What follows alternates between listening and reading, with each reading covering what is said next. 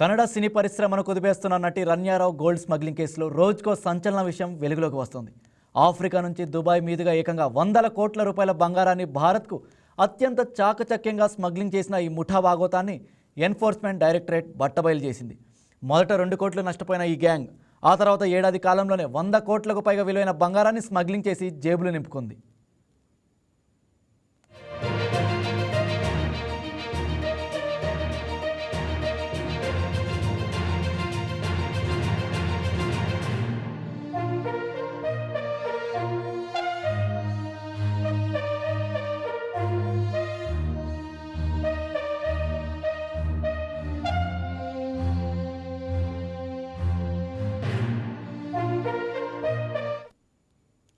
తాజాగా బెంగళూరులో ED money laundering కేసులో ఛార్జ్షీట్ దాఖలు చేసింది. ఇందులో నటి రన్యారావుతో పాటు ఆమె అనుచరుడు తరుణ్ కొండూరు, బళ్ళారికి చెందిన బంగారు వ్యాపారి సాహిల్ సకారియా జైన్ పేర్లను ప్రధానంగా ప్రస్తావించింది. దుబాయ్ నుంచి బెంగళూరు ఎయిర్పోర్టుకు చేరుకున్న రన్యారావును అధికారులు పక్కా సమాచారంతో అరెస్ట్ చేయడంతో ఈ భారీ ఆపరేషన్ వెలుగులోకి వచ్చింది. ఆ సమయంలో ఆమె వద్ద నుంచి 12,56,00,000 విలువైన 14.2 కిలోల బంగారు బిస్కెట్లను అధికారులు స్వాధీనం చేసుకున్నారు.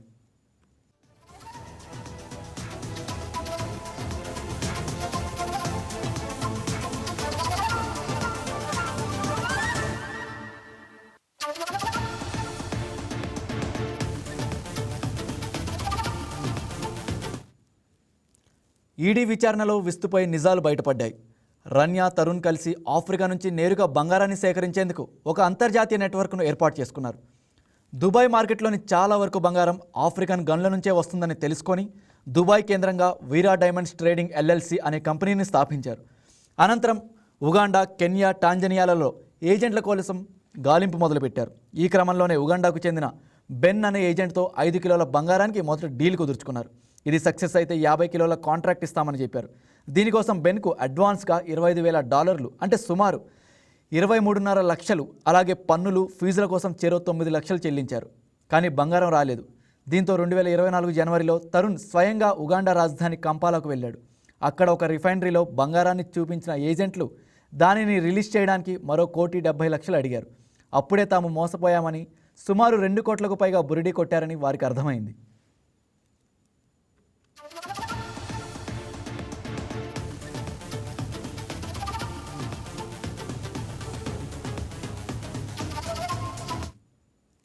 ఇక ఆఫ్రికాలో ఎదురు దెబ్బ తగలడంతో రన్యా, తరుణ్ తమ ప్లాన్ను మార్చారు.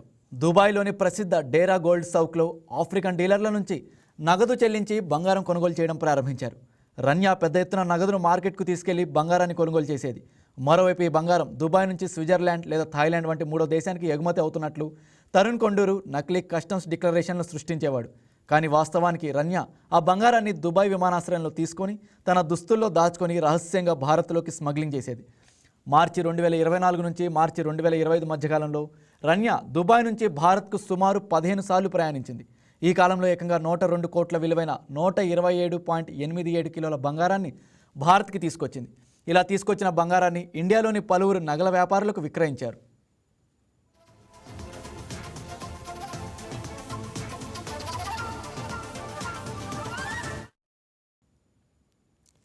ఇన్నిసార్లు ఇన్ని కిలోల బంగారాన్ని తీసుకొచ్చిన విమానాశ్రయంలో రన్యారావు దొరకకపోవడానికి ప్రధాన కారణం ఆమె బ్యాక్గ్రౌండ్. ఆమె ఒక సీనియర్ పోలీస్ అధికారికి సవతి కూతురు.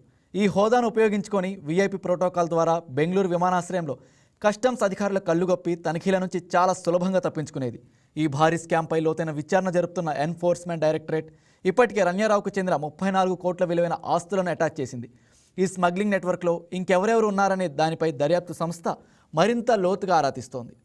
అయితే ఇక ఇదే అంశానికి సంబంధించి మరింత సమాచారం వైకే TV senior resident editor Valeti phone ద్వారా అందిస్తారు.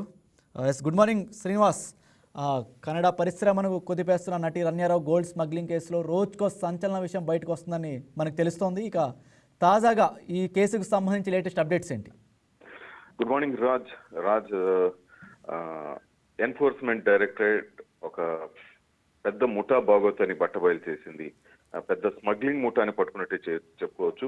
మనకి తెలుసు ఈ రన్యారావు, ఇంతకుముందు నటి రన్యారావు బెంగళూరు ఎయిర్పోర్ట్ లో ఏ విధంగా పట్టుబడిందో అందరూ కూడా ఆ రోజు అవాక్కయ్యారు. ఏంటి, ఒక సినీ నటి ఈ విధంగా గోల్డ్ స్మగ్లింగ్ చేస్తుందా అనుకున్నట్టు అందరూ ఆ రోజు ఆలోచించారు. నిజంగా ఆమెకి పూర్తి సంబంధం ఉన్నట్టు తెలుస్తుంది. మొత్తం కన్నడ సినీ పరిశ్రమ కూడా దీంతో ఒక్కసారిగా అవాక్కైపోయింది. ఎందుకంటే ఈ గోల్డ్ స్మగ్లింగ్ కేసులో రోజుకొక సంచలన విషయం వెలుగులోకి వస్తుంది. వీళ్ళు ఇండియా కాదు ఆఫ్రికా నుంచి దుబాయ్ మీదుగా, ఆ రోజు కూడా దుబాయ్ నుంచి వస్తుంటేనే మనం పట్టుకున్నారు. వీళ్ళు ఆఫ్రికా వీళ్ళ మూలాలు, అక్కడి నుంచి వందల కోట్ల రూపాయల బంగారాన్ని మన ఇండియాకి తీసుకొస్తూ భారత్కి తీసుకొస్తున్నారు. ఎవరికి తెలియకుండా ఈమె ఒక సినీ నటి అనే నేపథ్యంలో ఈమెను ఎవరు కూడా చెక్ చేయరనే ఇదంతో ఈమె ఈ స్మగ్లింగ్ కి తెరదీసింది. ఎటకేలకు ఎన్ఫోర్స్మెంట్ డైరెక్టరేట్ బట్టబయలు చేసింది. దాదాపు 100 కోట్ల రూపాయల విలువైన బంగారం స్మగ్లింగ్ జరిగినట్టు తెలుస్తోంది.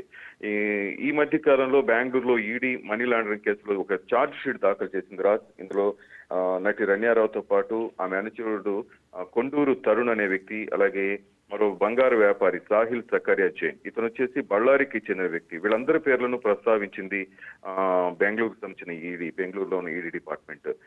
వీళ్ళంతా దుబాయ్ నుంచి బెంగళూరు ఎయిర్పోర్ట్ కు చేరుకున్న రన్యారావును అధికారులు పక్కా సమాచారం అరెస్ట్ చేయడంతో మొత్తం ఈ స్కామ్ అంతా, ఈ స్మగ్లింగ్ సంబంధించినంత ఆపరేషన్ వెలుగులోకి వచ్చింది. ఆ రోజు కూడా ఆ దగ్గర దాదాపు 12,56,00,000 వాల్యూ చేసే 14.2 kgs బంగారు బిస్కెట్లను కూడా అధికారులు స్వాధీనం చేసుకున్నారు.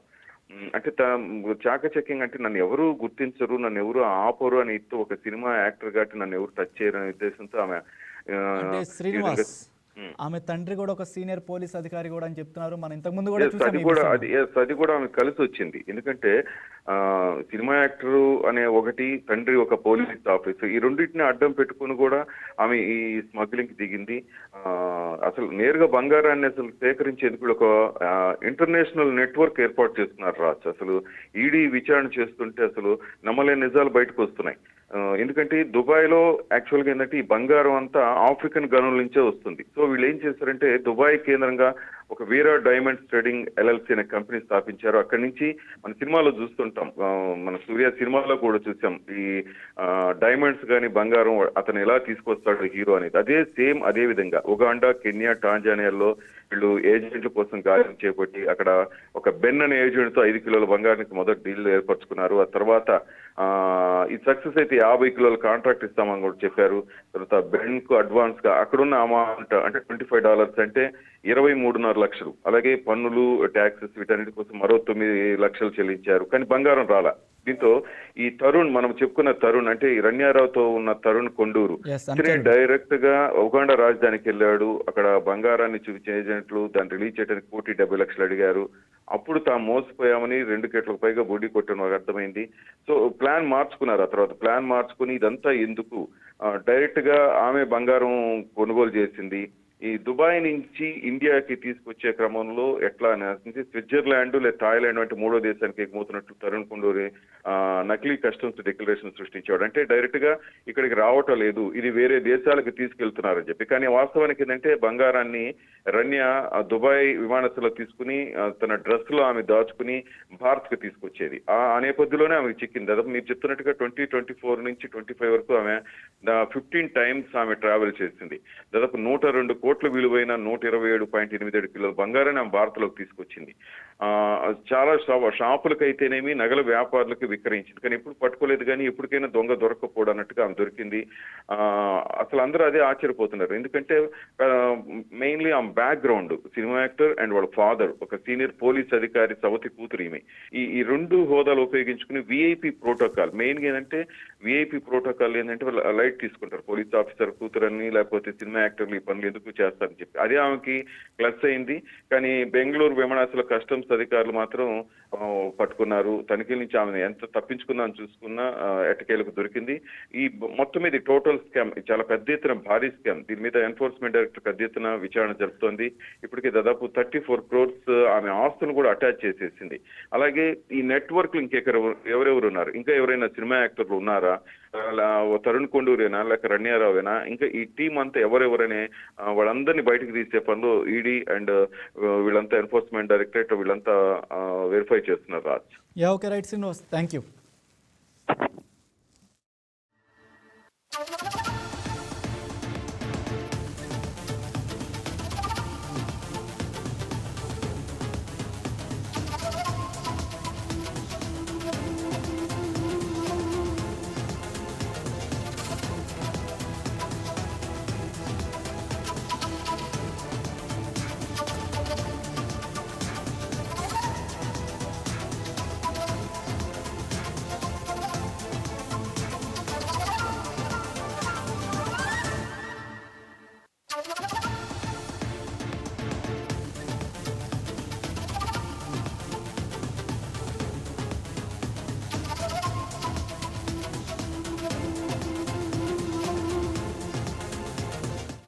Please subscribe to YKTV Network. Please subscribe to YKTV. Please watch YK News. subscribe to YKTV.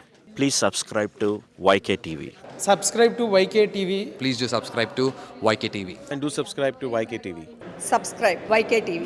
YKTVని సబ్స్క్రైబ్ చేసుకోండి. Please do subscribe YK channel.